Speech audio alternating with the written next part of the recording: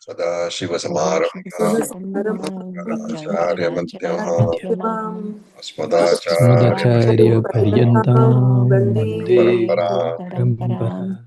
ॐ सहना ॐ भवतु सहनौ सहनाववतु भुनक्तु सहनौ सह भुनक्तु वीर्यं सह वीर्यं करवावहै करवावहै। तेजस्विनावधीतमस्तु विद्विषावहै। तेजस्विनावधीतमस्तु ॐ शान्ति शान्ति शान्ति शान्ति शान्ति शान्तिः। Tat Sat. Om Namah Shivaya. Good morning. Namah Shivaya. Shivaya. Good morning. So we had finished verse number 19 of chapter 14, verse number 20. So we'll just chant. Shri Bhagavanu Vacha श्रीभगवानुवाच Gunani Tanatipyatrin गुणानि तान् अतीत्य त्रीन् Dehi Deha Samudbhavan देही देहसमुद्भवान् Janma Mrityujara Dukkhaihi जन्म मृत्युजरा दुःखैः Muktomritamashnude. विमुक्तो मृतमश्नुते। Okay. So look at the words first. Etan Treen Gunan Atitya. So the first word is Gunan Etan Atitya. I'm going to rearrange it. Etan Treen Gunan Atitya. Having gone beyond these three gunas, Etan Treen Gunan, having gone beyond these three gunas, Atitya, Dehi, the Jivatma, Vimuktaha Janma Mrityu Jaraha Dukkhai. If he was free of Dukkhaihi, the sorrows caused by Janma Mrityu Jara. Birth, death, and Jara is what? Old age. Old age.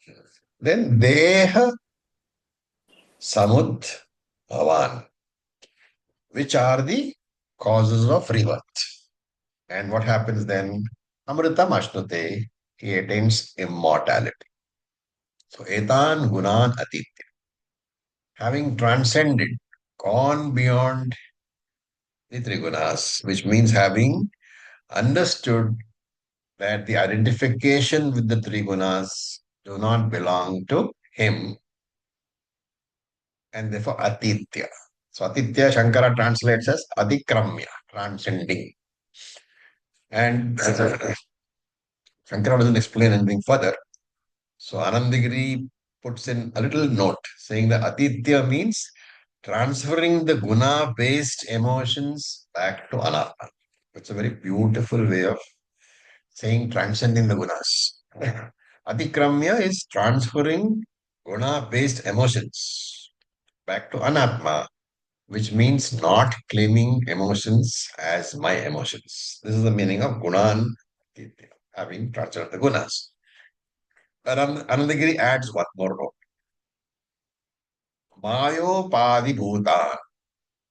He says these gunas are not different from Maya. Maya, Upadi, Bhutan. These gunas are exactly the same as Maya, which means Maya and gunas are the same, which we know, right? Because Maya is nothing but three gunas. And then when he says Maya Upadhi, the word Upadhi should bring a definition of Upadhi into our minds, which we saw long ago in Atma Bodha. What was the definition? Samipe sthitva adhiyate swayan dharman iti upadhi. A very, very important definition which we should always remember. Samipe sthitva, that which is close to you. Samipe sthitva, which is situated close to you. What does it do? Adhiyate. Swayan dharman. Adhyate Swayan Dharman means it transfers its own attributes to you. So Samipe Sthitva Adhyate Swayan Dharman iti upadhi. That which is close to you and which transfers its attributes to you because of that closeness, that is a upadhi. And you have to add here, the transfer should be seeming, should be false. Because it can't be a real transfer. Then it's no longer upadhi, it is part of you. So the idea is that gunas are upadhis and they seemingly transfer the attributes to you, the Atma. And that idea is very important. The transfer must be false, which means the seeming transfer is there. Why is that so important? Because it is the attributes which create the bondage. Therefore, if there is only a seeming transfer, a false transfer, what are we saying?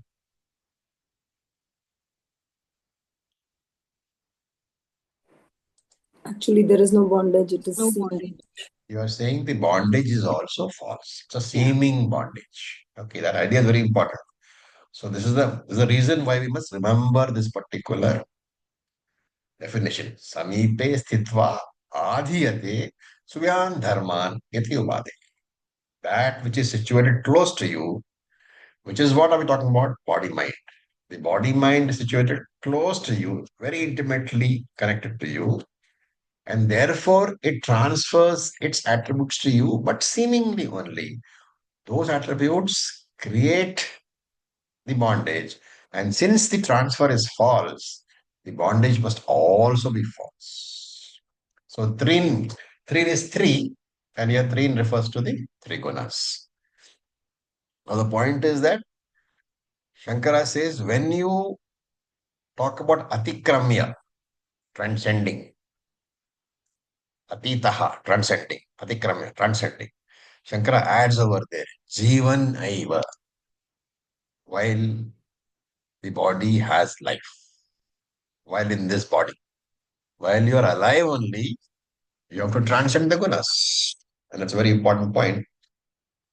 And then what happens? This jiva, this dehi, with the help of this Atma Jnanam, learns to disclaim the body as his own. And disassociates himself from the three gunas. And three gunas are Deha Samudbhavan, are the very source of the physical body, which means the three gunas are the cause for the body, which means three gunas are the cause for punarjanma, rebirth. And therefore, if you are free of three gunas, vimuktaha, you are free from dukkhaihi, all the problems associated with janma, mrityu, and jara. Janma, mrityu, and jara belong to the body. And therefore, if you are free from the body, then you are free from the problems associated with the body. What does free mean?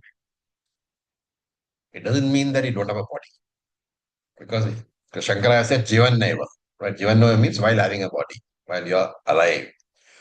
So Vimuktaha has to be understood as freedom, but not freedom from the body. Freedom from claiming the body as yours. The mortality of the body is natural. The body will die. The fact that the body will die, that the body is mortal, is not the problem. What is the problem? I I think am the I'm body. also dying I'm the body. with the Yes. body. So mortality of the body is never a problem. If you think I am mortal, then you have a problem. And therefore, remember that the study of Shastram will not eliminate the mortality of your body. When Shastram tells you that after studying Shastram, you will be mortal, Shastram is not saying that I will remove the mortality from your body. Shastram is not saying that I will make the body mortal. Shastram is saying I will remove the idea that you have that I am mortal. Body's mortality is unchangeable fact. What is samsara? Complaining about an unchangeable fact. Presenting an unchangeable fact is samsara. Why? Because that fact is unchangeable. And when a fact is unchangeable, what is the wise thing to do? Accept it. So body will age. I will have white hair. My back will pain when I get up in the morning. That is a fact. Body is aging is a fact. Complaining that I am aging is samsara. Your sons and daughters will argue with you when they are grown up. That is a fact. But what is samsara? Being troubled. Feel sorry. Getting upset. Complaining that my son is arguing, my daughter-in-law is arguing with me, that is a fact. And if you don't complain, amritam ashnute. He attains immortality. And again remember that ahankara cannot become immortal. The body, mind can never become immortal. The Atma does not need to become immortal because Atma is always immortal. Was mortal, was immortal, is immortal, will ever continue to be immortal. What is required? This obtaining immortality is simply accepting the fact that the body is mortal and more importantly, shifting my identification from this mortal body to the immortal Atma. This is called Jivan Muktihi, also called Guna Atitaha. So, this particular sloka verse is an explanation of the Madbhavam Adhigachati of the previous verse. 19th verse, if you see, the last two words are Saha Madbhavam Adhigachati. And Shankara in his commentary says that this 20th verse is an explanation, is expansion. Krishna trying to explain to us what he meant when he said, you will obtain my nature. Madbhavam Adhigachati. You will obtain my nature. This verse is a clear explanation of what is meant by those two words. Now we will look at the next. Krishna has stopped talking, so now Arjuna talks. The next verse, 21. Arjuna Uvacha. Arjuna Uvacha Kairlingaistreen gunanetam. Kairlingaistreen Gunanetam Kairlingaistreen gunanetam. Kairlingaistreen Gunanetam Atito bhavati prabho. Atito Bhavati Prabho Himachara katham chaitan. Himachara Katham Chaitam In gunanati vartate. Treen Gunanati Vartate Arjuna Uvacha, Arjuna said. Now Arjuna is talking because Krishna has finished his explanation. And Arjuna has obviously not understood. So he says, Hey Prabhu, O Lord, indicating that he has accepted Krishna as his guru. Right? And where did he accept him? He accepted him as a guru in the second chapter when he said, Please teach me. So he says, Hey Prabhu, now look at the words. So carefully break them. Kairling is Kaihi Lingaihi Atitaha Etan Trin Gunan Bhavati. When you break the words with Sandhi, Kaihi Lingaihi Atitaha Etan Trin Gunan Bhavati He Prabhu. Right? So, Kaihi Lingaihi. What are the lingams? What are the indicators? Etan Trin Gunan Atitaha. Atitaha, remember, is Prathama Vibhakti, the first case. When this Visarga is added, Atita normally means what? Having transcended. When the Visarga is added, Atitaha, it means it refers to the person who has transcended. And therefore, Kaihi Lingaihi, what are the indicators? Atitaha, of that person who has transcended. Etan Trin Gunan He Prabhu. What are the indicators of a person who has gone beyond the three gunas? Okay. Kimacharaha, what is the conduct? How does he behave? And again, break up. Katham etan trin gunan ativartate. Katham, how etan trin gunan, these three gunas ativartate, does he go beyond? Does he transcend?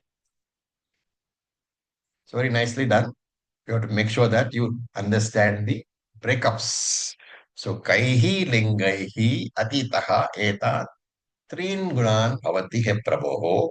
What are the indicators of a person who has gone beyond the three gunas? Kimacharaha. What is his conduct? How does he behave? Cha. And katham etan trin gunan ativardate.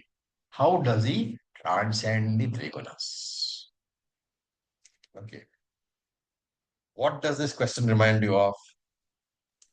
The pragya ka प्रज्ञा से का भाषा किमासीत Kimasita Hema. Sita Prajnasya ka bhasha. What is the definition of a person who is Sita Prajna? Right? So, same or question. Kimacharaha. How does he conduct himself? How does he relate to other people? How does he interact? Will he suddenly start talking in Sanskrit? Will he walk or will he float? In short, will I be able to see some external changes? Which is an indication of what?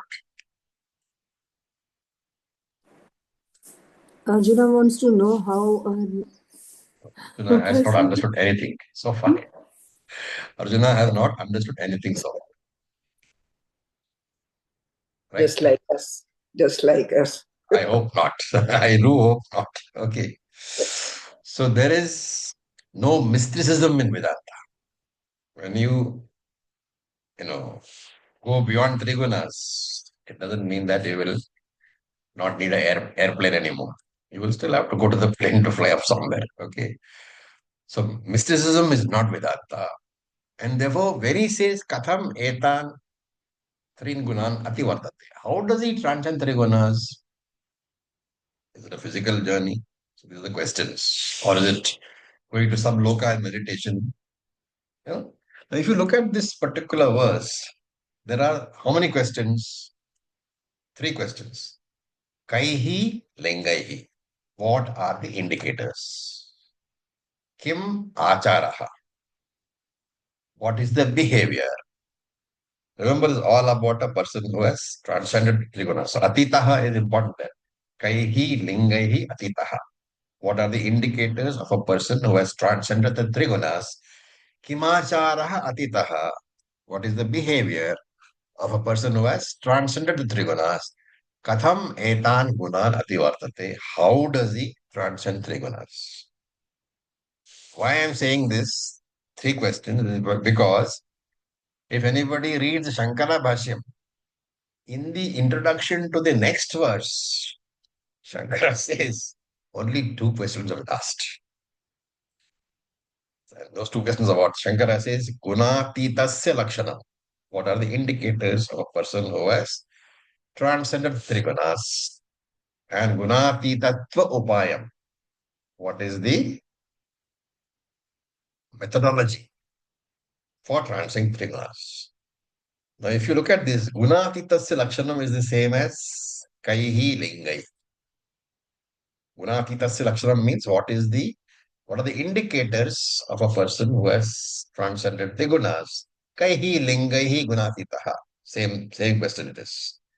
And gunatitatva upayam, how does he transcend the three gunas? Is the same as katham etan gunan ativartate. What remains?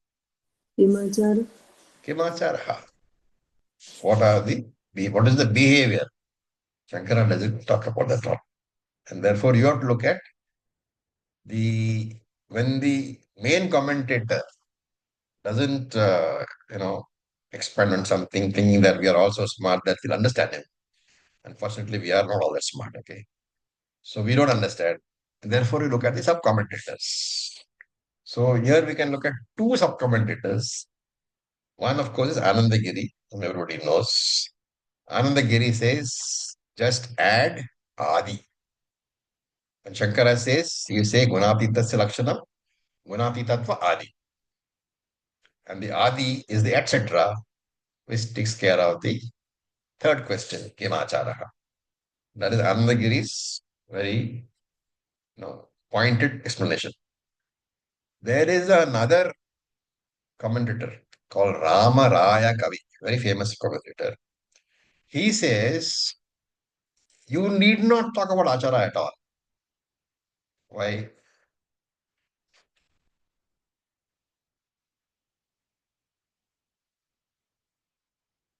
Because the behavior of a jnani, what does it indicate?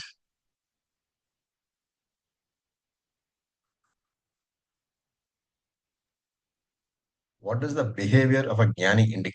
It indicates he's a jnani, right? Indicates its lakshana. Therefore, it is a lingam only.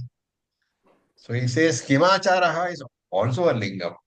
Therefore, the first question, Kaihi lingaihi atititaha, includes Kimacharaha. And therefore, Shankara has not talked about it. Very nice little, they call discussions, which I'm bringing out because I think you guys are mature enough to understand the subtleties. Not really important for the whole teaching, but very beautiful subtleties. Now we look at verse number 22. So we will chant. Please unmute yourself. Shri Bhagavan Uvacha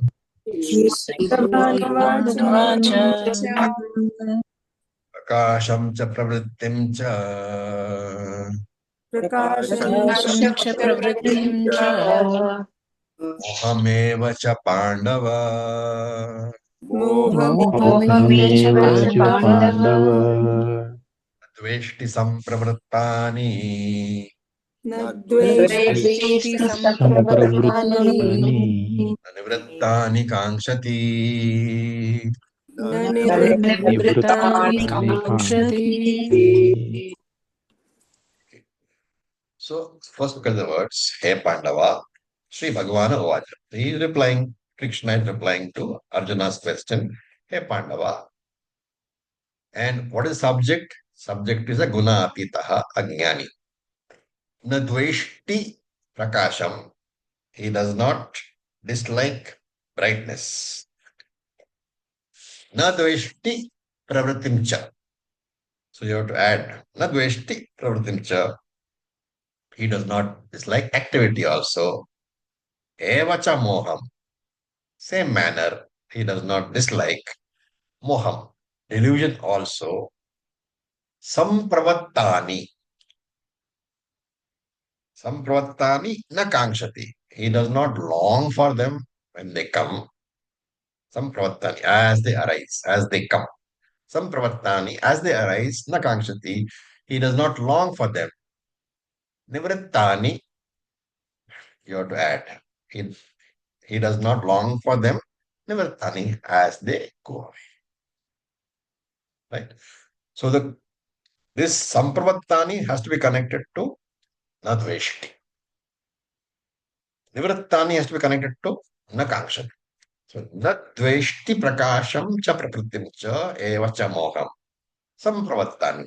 Even as brightness comes, even as activity comes, even delusion comes, sampravattani, nakankshan. Na dveshti. He does not dislike them. And Nivrittani, when this prakasham goes away, when pravritim goes away, when moham goes away, na kankshati, he does not hold on to them. So in simple English, he does not hate brightness, activity, and delusion even when they come, nor does he long for them when they go. Okay. What is this verse about? This verse, in short, is an answer to Arjuna's question, Kaihi Lingaihi Atitaha. What are the indicators of a jnani? And this is a very, very important sloka. But remember that this is not the first time that Krishna has given indicators of jnani. And we have to remember, Dukheshwar Vignamanaha, Sukheshu Vigataspраha, Vitaraga Bhayakurdaha, Thitadhir Munir Uchyate, Yes Sarvatrana Visneha, Tat Tat Prapya Shubha Abhinandati na dveshti tasya prajna pratishtita. Right? What does it mean, these two verses? Dukheshu These are also anudvignamanaha. Equanimous in all situations. The mind is, see, the gist is that the Jivan Mukti, basically. Now, this is a very important idea, okay? Why? Because as I talk, you will understand. The gist of these two verses, this is incidentally 56th and 57th verse of chapter 2, which I just quoted. The gist is that Jivan Mukti is a state of mind. In spite of disturbing situations in front of you, the mind is free from very strong emotional disturbances. Right? And if you have to be free from emotional disturbances, you have to be free from the cause of the disturbance, like raga, dvesha, bhayam, krodha, like attachment, hatred, fear, anger, right? And what is the state of mind? He says that in the 12th verse also. Adveshta sarva bhutanam maitra karunam evacha nirmamo nirahankaraha sama dukha sukakshami. Therefore, moksha is being presented as a mind which is free from disturbances in spite of disturbing circumstances. Very important idea. Moksha is presented usually as a mind free from disturbances. And of course, this is the usual,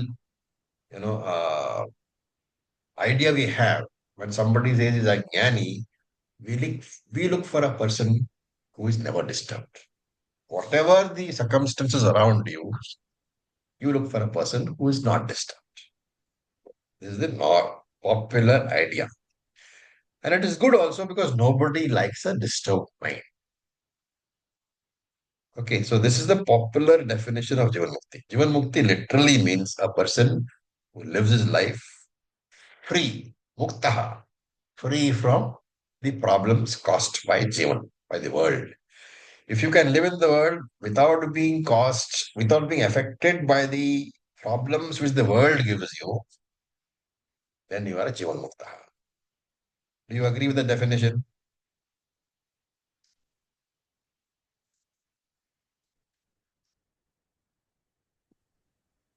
I'm not saying it.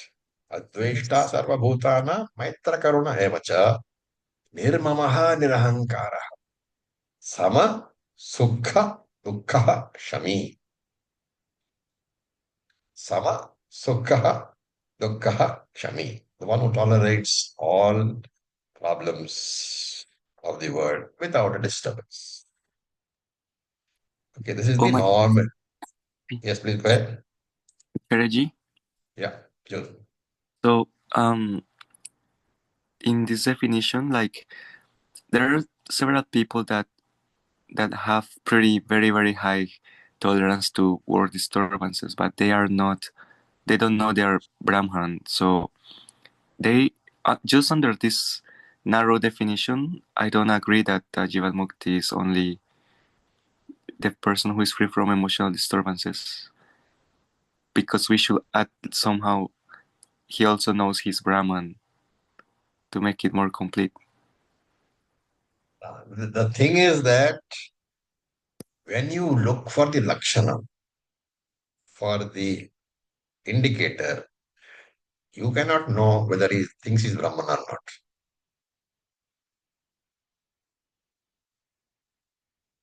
right? So you will always look for a person who is free from emotional disturbances.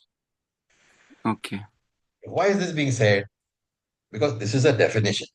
Jivan Mukti as low FIR, we have been talking about it from day one. Frequency, intensity, and recovery time in case of disturbances, mental disturbances should be very low. So low FIR, frequency should be low, intensity of disturbance should be low, the recovery time should be very, very low. This is what we have been saying from day one. This is the objective. And this is the objective for the person to be considered jnani, to be a jnani, jivan muktaha. But remember that this definition of disturbance-free mind as moksha has one central, concept. What is that? It still revolves around the mind. It The still revolves soul. around the mind, which is anatma. And Krishna himself has said, guna guneshu vartante. One anatma will always interact with another anatma. And that will make it fluctuate, constantly change. Where did we learn this? Akarmani karmaya pashe. Fourth chapter. Anatma can never be free from any change. Anatma is always changing. This is what we have learned, right? Therefore, if you apply that akarmani karmaya pasyet wisdom over here, remember that a mind, any mind, can never avoid fluctuations. It doesn't matter whether it is the jnani's mind or the ajnani's mind. Both minds are anatma. Krishna himself says anatma can never avoid changes, can never avoid fluctuations. And therefore, both jnani's mind and ajnani's mind will be subject to fluctuations. And that is the problem with taking moksha, the mind free from disturbances. Are you following my argument? Ji. It is a moksha which will come and go. It is a moksha which will fluctuate. Because the mind will fluctuate, the mind will change. And therefore, saying that moksha is mind free from disturbances means mind will fluctuate all the time. And therefore, Krishna says, Prakasham cha pravrittim cha mohameva ho pandava. These three words refer to three gunas. Prakasham, sattva, brightness. Pravrittim, activity. Rajas, moha, confusion, delusion, tamas. And Krishna is saying that these three will always fluctuate. And remember, in this chapter itself, Krishna has already said this, where Rajas tamaschapi bhuyaha sattvam bhavati bharata rajas sattvam tamaschaiva tamas sattvam rajas tatha. 10th verse. Rajas tamas cha abhibhuyaha sattvam bhavati he bharata. Sattva dominates by putting down rajas and tamas. Similarly, rajaha sattvam tamaschaiva. Rajas dominates by overshadowing sattva and tamas. Similarly, tamas sattvam rajas tatha. Tamas dominates by overshadowing sattva and rajas. And therefore, it is a constantly fluctuating trigunas.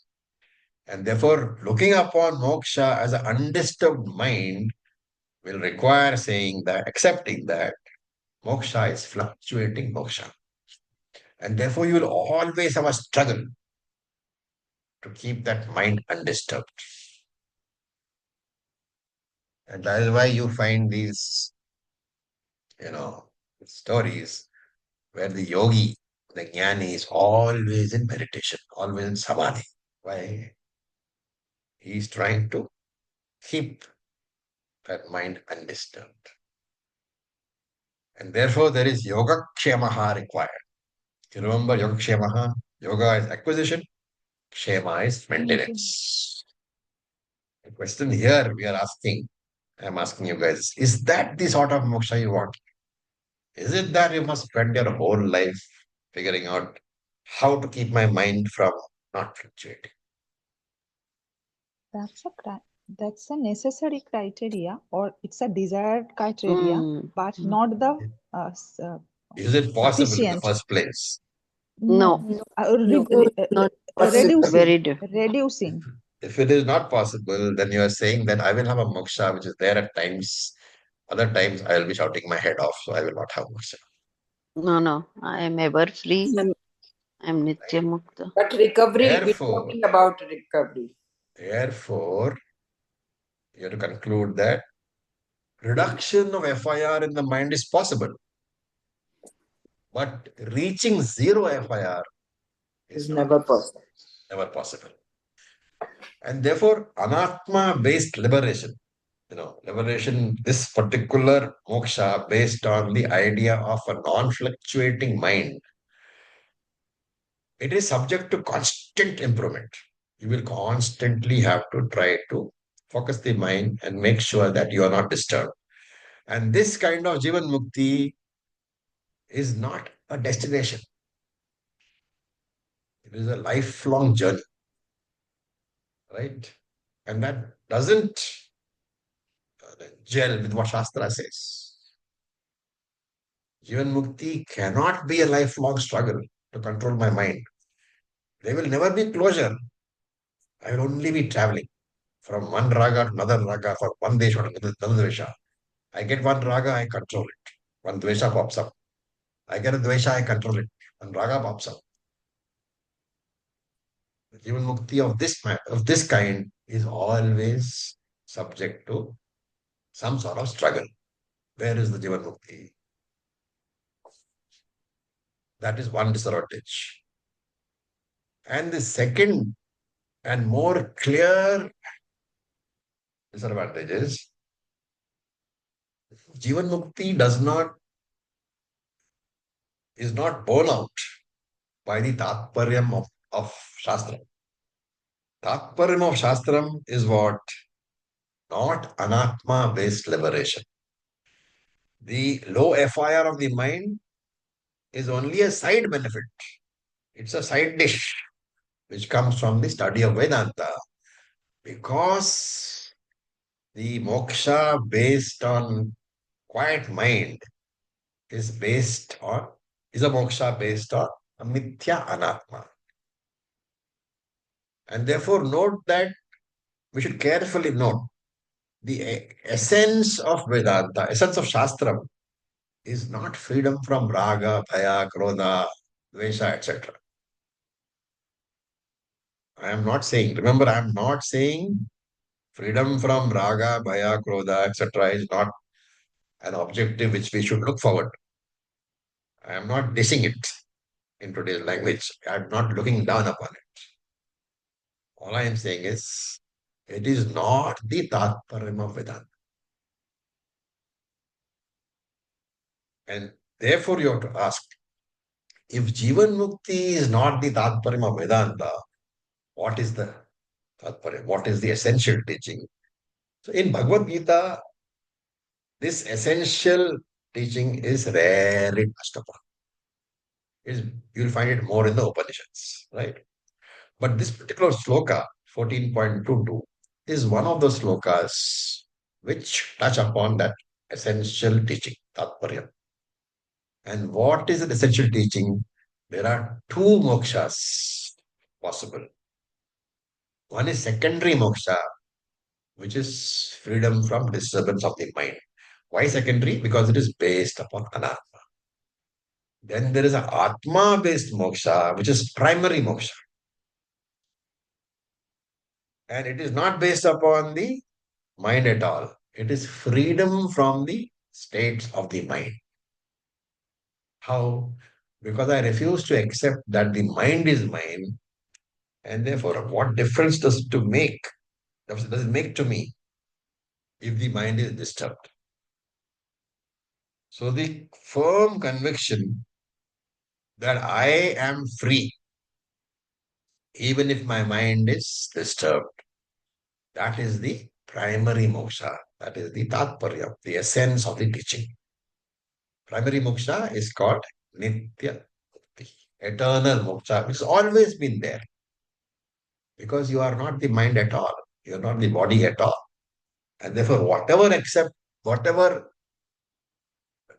touches the body, whatever touches the mind, it is okay. It is not touching me at all. I may have preferences, as a jnani, depending upon my, you know, personal preferences. I may like a sattvic mental state. Right? I may prefer a sattvic mental state. But it does not mean that I have to reject any of the other states of the mind. Why? Because I should not be attached even to a sattvika state of mind. We've already seen this earlier. Sattvika state of mind is also bondage.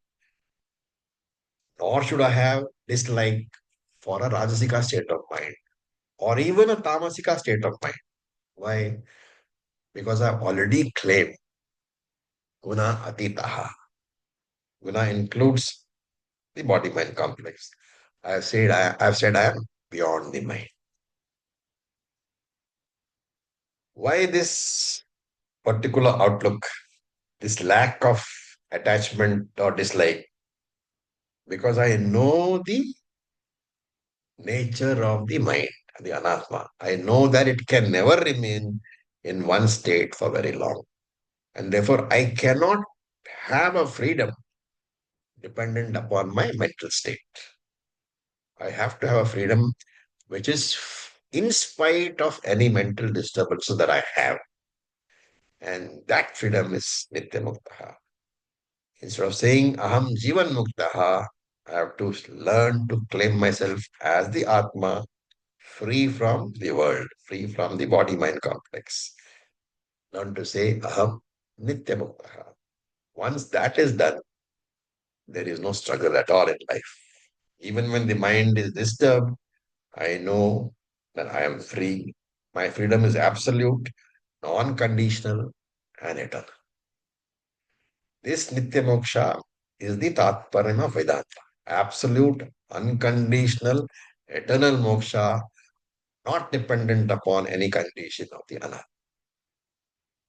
Unlike Jivan Mukti, which is centered on the mind, Nitya Mukti is centered on the Atma.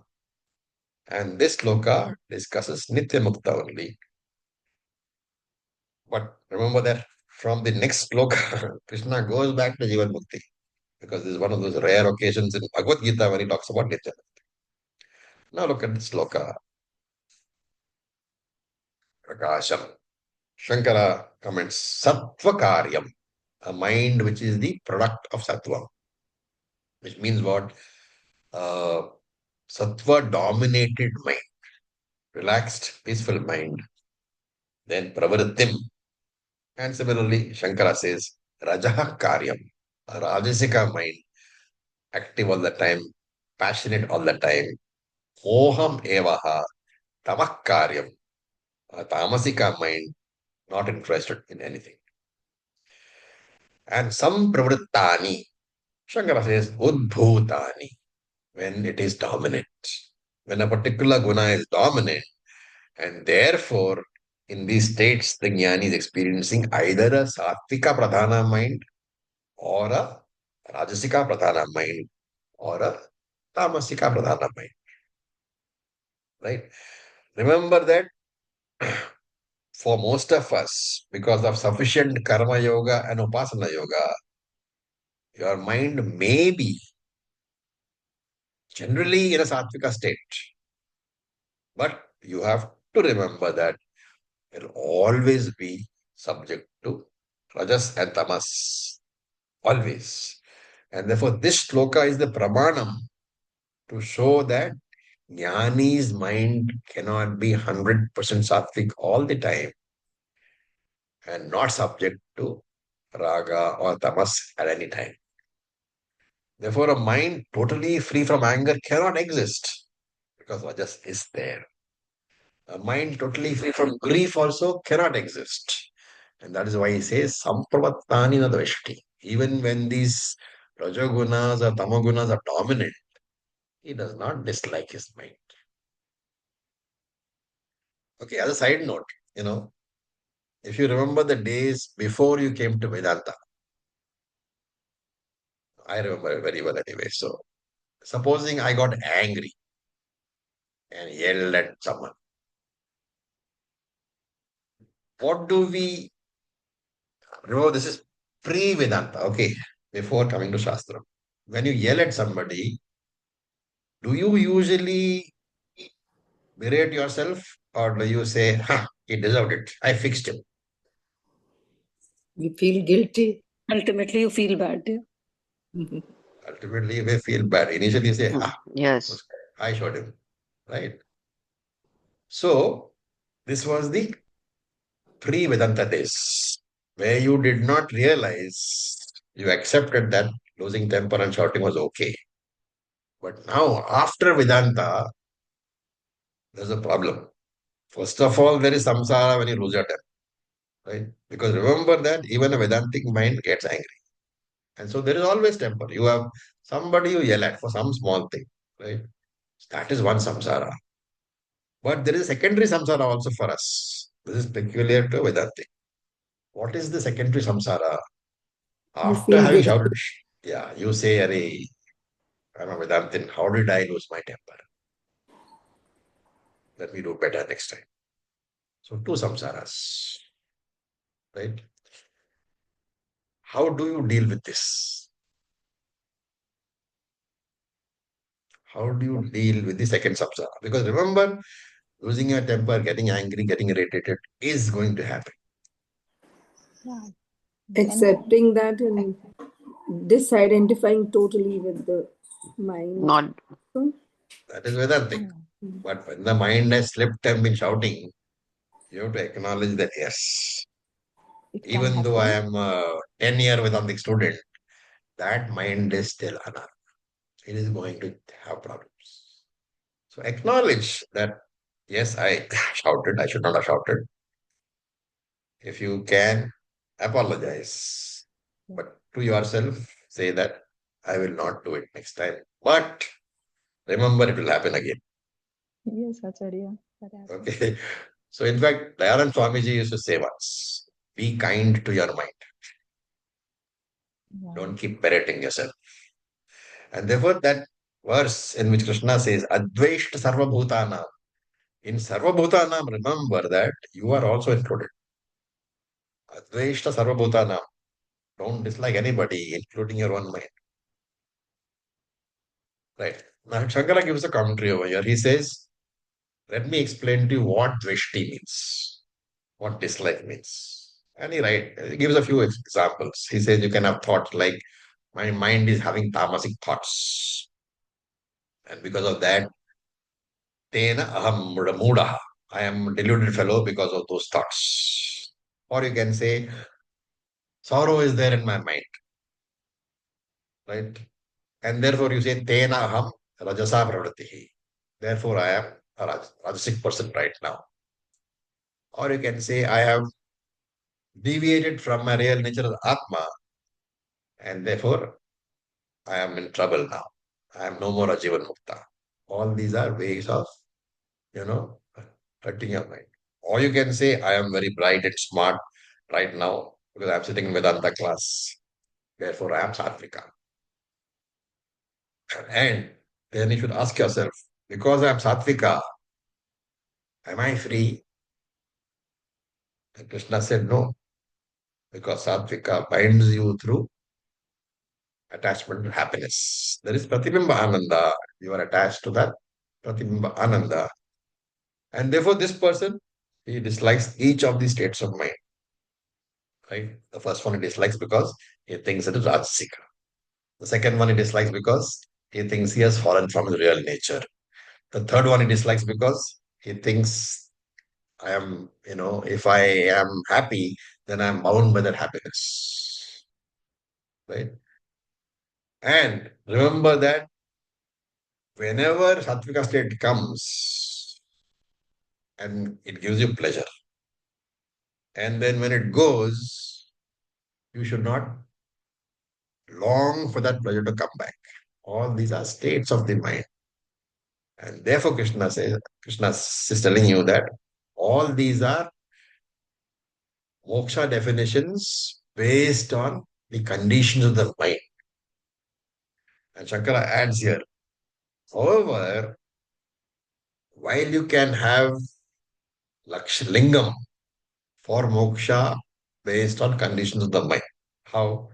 You can see the person is not disturbed at all. Even when you abuse him, he is not disturbed. So he is Jivan Muktaha. There is a lingam for that. You are seeing that he is not getting disturbed. And Shankara adds, however, etatna parapratyaksham lingam. Etat. For this Nitya Mukta, there is no internal or external indication at all. There is no lingam at all. Parapratyaksham means pratyaksham is perceived, para is others. Parapratyaksham means seen by others. Therefore, etat na parapratyaksam lingam. There is no external indication which others can see, showing that you are a Nitya Mukta. And therefore, only you can know whether you are a Mukta, Nitya Mukta or not. So, not even your Guru, if you go to him, not even a teacher can tell you, oh, you are now a Nitya Mukta. Only you can.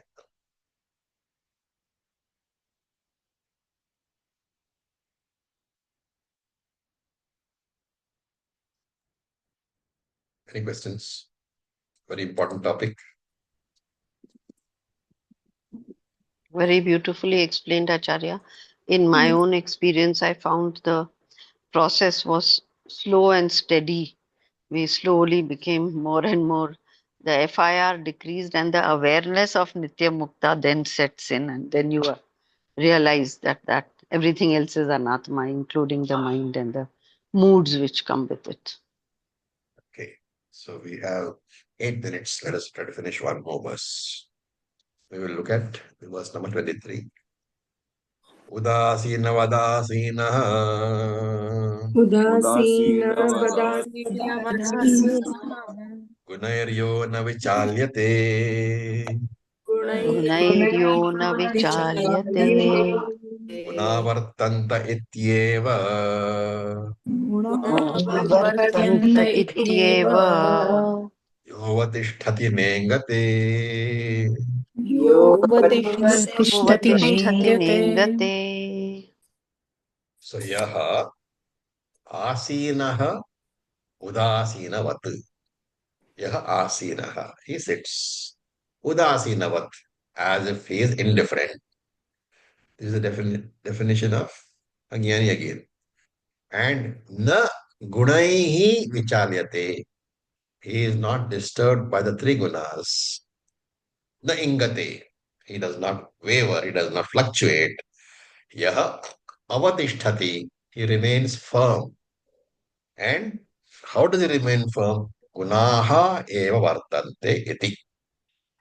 With the understanding that gunas only are interacting. So this is the answer to Kimacharaha. How does he behave? Right? He has given the answer to the first one, Kailingai. This is Kimacharaha. What is Krishna saying? If you identify with the mind, you will be acknowledging that all the problems of the mind are your own. Therefore, mind should not be given extraordinary importance. At the same time, you cannot neglect the mind, right? Because if you neglect the mind will be subject to Rajotamo.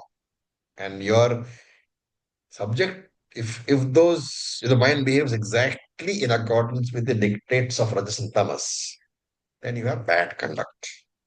And you will be a bad influence on society. And people will say, look at the Jnani.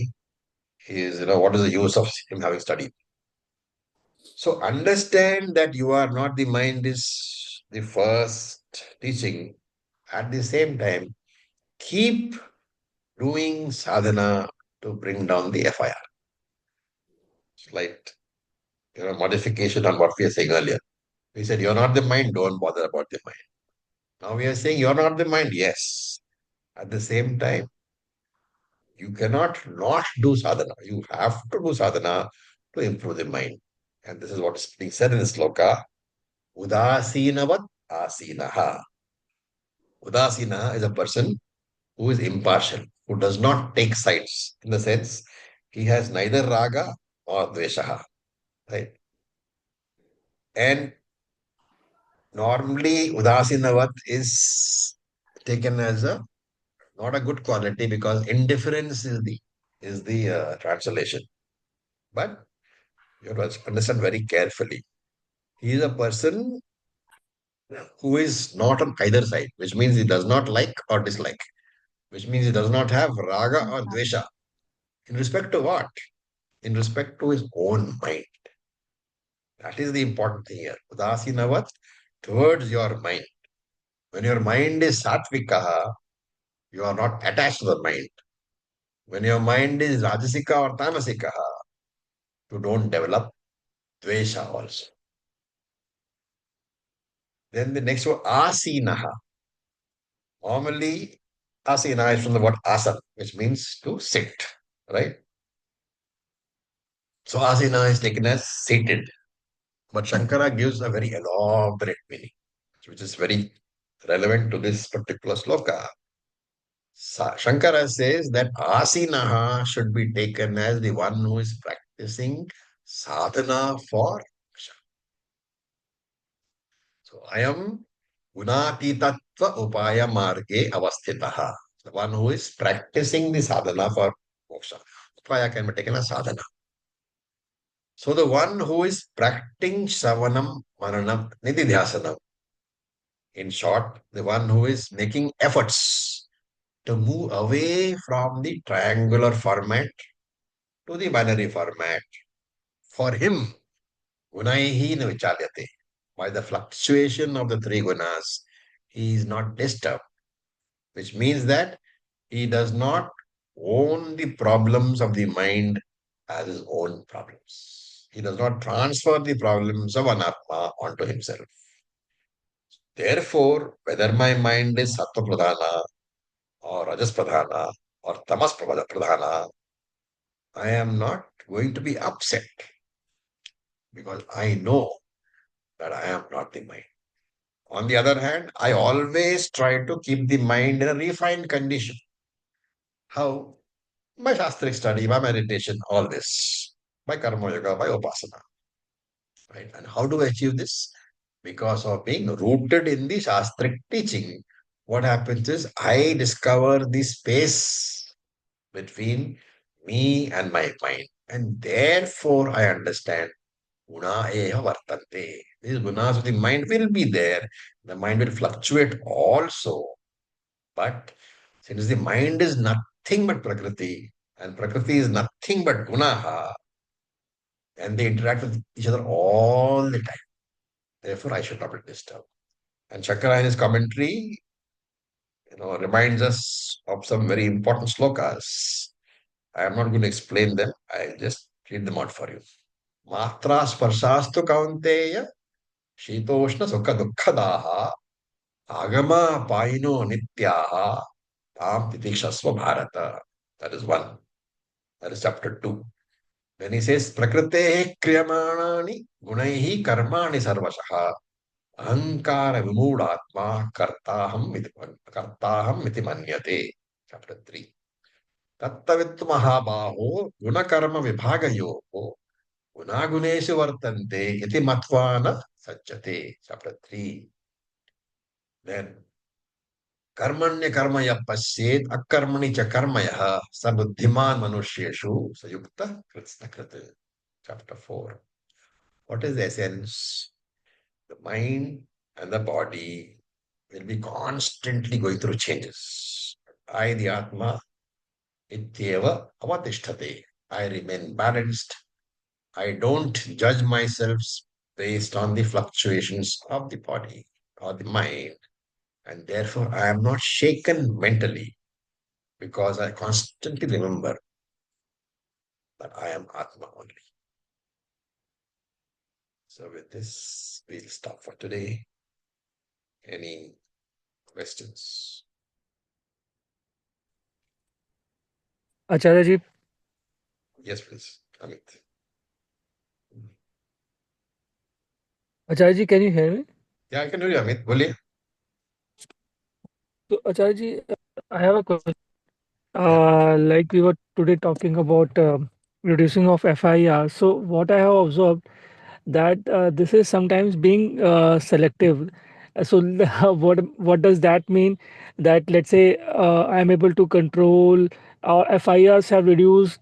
Let's say somebody in our home, our wife, children, bosses. So there will be no impact. Whatever they shout, whatever they say, so we'll be very calm and cool, and nothing will happen. But and that too sometimes with the people who we meet occasionally, FIR is controlled, but with some people whom I know that maybe he cannot do something to me on a subconscious level.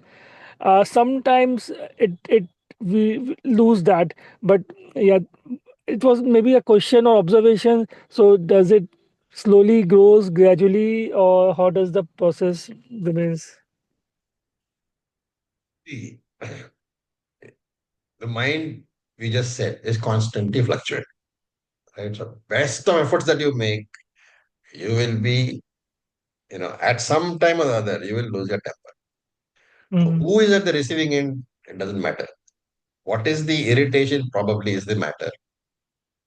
And that irritation will continue as long as you have expectations. And the mind cannot be free from expectations. And therefore, irritation can never go away fully. Your FIR can never be zero. That is why this particular idea is there, that if you think that you are Jivan Muktaha based on the quality of the mind, then you are setting yourself for a whole life of trying to achieve control. Mhm. It's only a journey. It can never be the destination. Destination can only be when you say that I am free in spite of anything that the mind throws at me. Okay. Your mind will get disturbed. I'm not saying no. But can you find that extra intelligence to say, okay, it is the mind which is getting disturbed? When you do that, when anger arises in your mind, you can step back and say, fine, mind is angry, but I am not going to feed it by shouting at somebody.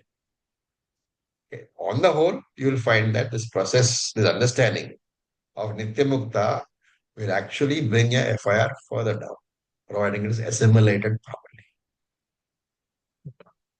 Got it, Acharya. Thank you so much, Acharya. ॐ पूर्णमदः पूर्णमिदं पूर्णमिदं पूर्णात् पूर्णात् पूर्णमुदच्यते पूर्णमुदच्यते पूर्णस्य पूर्णस्य पूर्णमादाय पूर्णमादाय पूर्णमेवावशिष्यते पूर्णमेवावशिष्यते ॐ ॐ शान्ति शान्ति शान्ति शान्ति शान्तिः शान्तिः ॐ तत्सत् ॐ नमः शिवाय. Thank you for your patience. Namaskar.